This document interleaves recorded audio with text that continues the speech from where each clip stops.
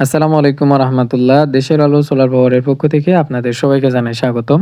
আপনারা সামনে দেখছেন কিছু সোলার প্যানেল আছে। এখানে ৬২০ ওয়াটের কিছু সোলার প্যানেল এবং ৬১০ ওয়াটের কিছু সোলার প্যানেল আমাদের কাছে আসছে।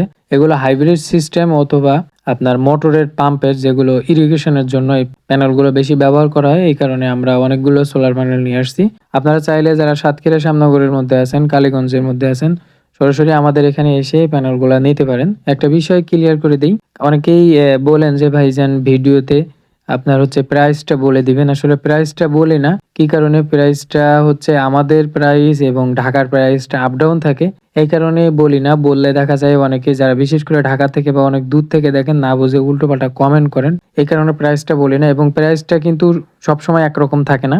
অনেক সময় প্রাইসটা এমন থাকে, এখন একরকম বললাম, সেই দামটা অনেকজন ৬ মাস ৭ মাস পরে ভিডিও দেখে ওইটা নিয়ে আমাদের সাথে তর্কাতর্কি করে।